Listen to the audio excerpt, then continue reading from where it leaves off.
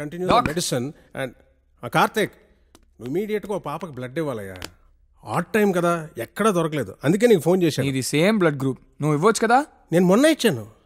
అరే ఏంటి నమ్మవా? ఇదిగో ఉండి చూపెడతాను. మొన్నే. ఎక్కడ? అరే మార్క్ పోయిందే.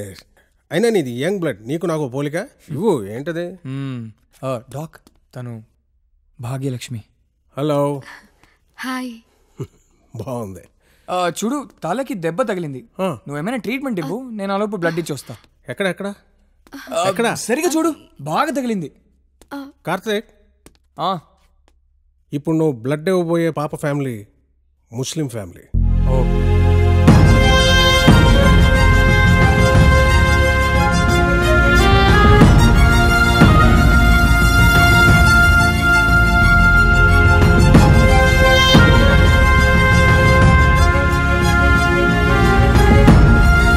ఓకే.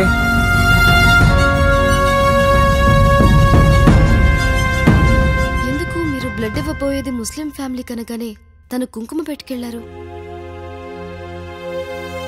కులం మతం అనేవి మనుషుల్ని పట్టి పీడిస్తున్న పెద్ద మాయరోగం అమ్మా.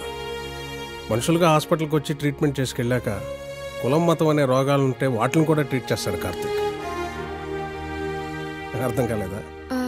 అర్థమైంది, కానీ నీకు ఇవన్నీ కొత్తగాని మాకు పాతలే. కార్తిక్ ముస్లిమ్స్కి హిందూ, హిందూకి ముస్లిం. ఒకసారి ఏమైందో తెలుసా? ఒక హిందూ పిల్లాడిని ఒక ముస్లిం కుర్రాడు బైక్తో గుద్ది యాక్సిడెంట్ చేశాడు.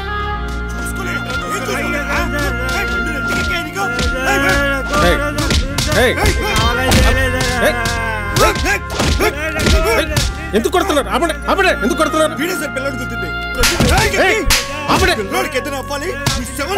ఆగండి.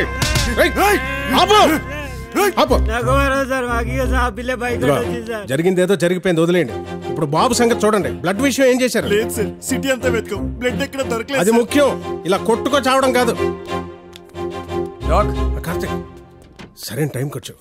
అర్జెంటుగా నువ్వు బ్లడ్ డొనేట్ చేయాలి. పసివాడు ప్రాణాల గురించి ఆలోచించడం మానేసి మతాల గురించి కొట్టుకోవడం, కులాల గురించి తన్నుకోవడం.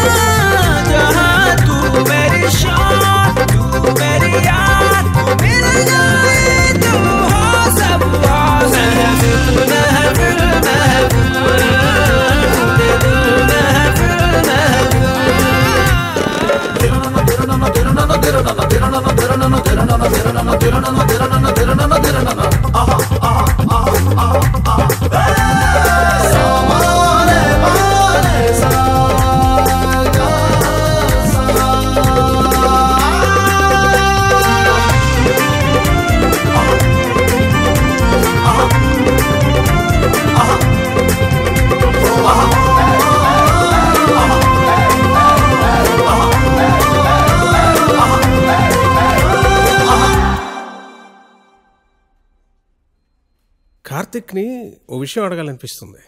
ఏంటది? నేను పుట్టించింది ఏ దేవుడా అని. ఆ దేవుడిని అడగాలి, ఈ లోకంలో మనుషులందరినీ తనలా పుట్టించమని. కార్తిక్ వస్తున్నాడు పేపర్లో. Doc, ya, all done. Superb. You feeling better now? Ya. Just give me a second, డాక్టర్తో మాట్లాడొస్తాను. ఓకే. డాక్. యా.